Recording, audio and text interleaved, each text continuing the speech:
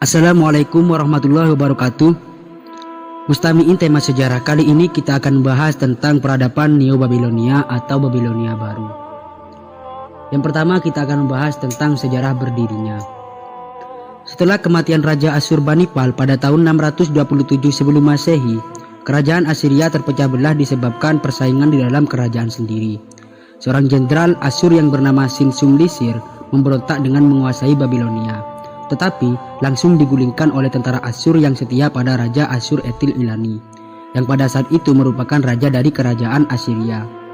Kemudian Babilonia dikuasai oleh Sinsur Iskun, salah satu putra dari Asyurbanipal yang mengakui dirinya sendiri menjadi Raja Babilonia. Namun lambat laun masyarakat Babilonia memberontak yang dipimpin oleh Nabopolassar. Dengan bantuan suku Kasdim, Nabopolassar berhasil merebut Babilonia dan memulai dinasti baru, yaitu Neo Babilonia atau Babilonia baru. Selama 3 tahun pertama, Nabopolassar tidak diganggu dalam memperkuat kota Babilon, karena pada saat itu dalam kerajaan Assyria terjadi perang saudara antara Asyur Etil Ilani dan Sirsan Iskun di Mesopotamia Selatan. Tahun 623 sebelum Masehi, Sinsar Iskun merebut tahta dari saudaranya Asyur Etil Ilani setelah berhasil membunuhnya dalam perang Nippur. Kemudian Sinsar Iskun berusaha merebut Babilonia dari Nabopolassar. Namun Nabopolassar berhasil memukul mundur tentara Asyur tersebut. Pada tahun 616 sebelum Masehi, Nabopolassar mencoba menyerang Asyur dan Arapa, tetapi tidak berhasil. Hingga pada tahun 615 sampai 614 sebelum Masehi, ia menyerang kembali dengan bantuan orang-orang Media, Persia, Elam dan Sekitian. Ia berhasil merebut kota Asyur dan Arapa. Selama tahun 613 sebelum Masehi, tentara Asyur mencoba memukul mundur tentara Babilonia. Namun hal itu tidak berhasil. Sebaliknya, pada tahun 612 sebelum Masehi, Nabopolassar mengepung kota Nineveh yang pada saat itu merupakan kota terakhir sekaligus ibu kota kerajaan Assyria. Nabopolassar yang dibantu oleh Raja Media, yaitu Kiasares, berhasil mengepung kota Nineveh selama 3 bulan dan berhasil merebutnya. Sejak itulah Babilonia menguasai Asyur dan wilayah bagian utara maupun baratnya. Kemudian sistem pemerintahan dan ekonomi. Pada zaman periode Babilonia baru, banyak tanah yang dibuka untuk diolah. Kedamaian dan kekuasaan kekaisaran membuat tersedianya sumber daya untuk memperluas irigasi dan membangun sistem kanal. Daerah pedesaan di Babilonia didominasi oleh perkebunan yang besar yang diberikan kepada pejabat pemerintah sebagai bentuk pembayaran.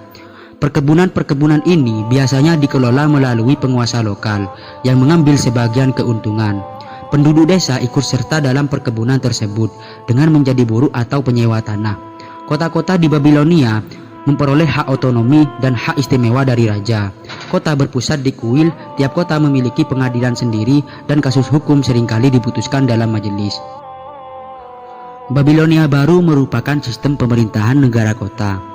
Babilonia baru mencapai puncak kejayaan pada masa pemerintahan Raja Nebukadnezar II atau juga dikenal dengan Bukhtunasor yang merupakan anak dari Nabopolassar. Pada masa Nebukadnezar II, pemerintahan Babilonia baru bersifat militeristik. Hal tersebut dapat diketahui dari upaya untuk memperluas wilayah kekuasaan Babilonia baru melalui perang dan penaklukan. Salah satu yang pernah dilakukan oleh Raja Nebukadnezar II yaitu meruntuhkan kerajaan Yerusalem yang dikuasai oleh bangsa Yahudi yang terletak di tanah Kan'an, dengan ditandai hancurnya Baitullah yang dibangun oleh Raja Salomo atau Nabi Sulaiman alaihissalam. Pada tahun 572 sebelum Masehi, Nebukadnezar II mampu menguasai seluruh wilayah potensial di Mesopotamia.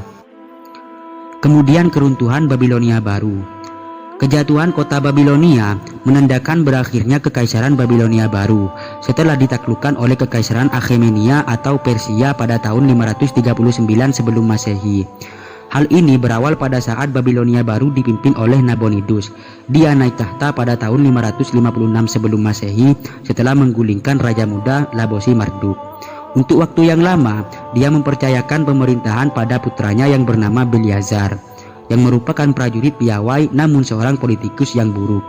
Pada tahun 539 sebelum Masehi, Akhemenia dengan dipimpin oleh Kores menyerbu Babilonia. Kemudian Kores menyatakan sebagai penerus raja-raja Babilonia. Dengan jatuhnya Babilonia ke tangan Kores, maka berakhirlah kekaisaran Babilonia baru.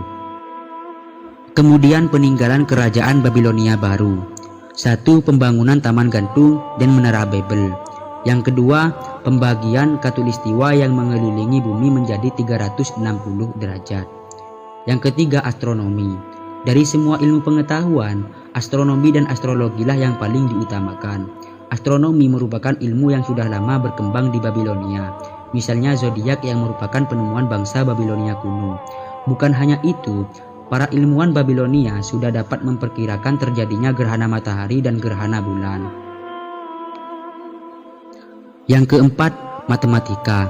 Sistem matematika Babilonia adalah seksagesimal atau sistem bilangan dengan 60 angka dasar. Sistem seksagesimal adalah cikal bakal pembagian 1 jam sama dengan 60 menit dan pembagian satu lingkaran menjadi 360 atau 60 kali 6 derajat. Selain itu, dapat menghitung akar pangkat 2 dengan benar sampai 7 angka di belakang koma. Kemudian memahami teorema Pitagoras sebelum dicetuskan Pitagoras itu sendiri. Mungkin hanya ini yang bisa kami sampaikan tentang peradaban Babilonia baru.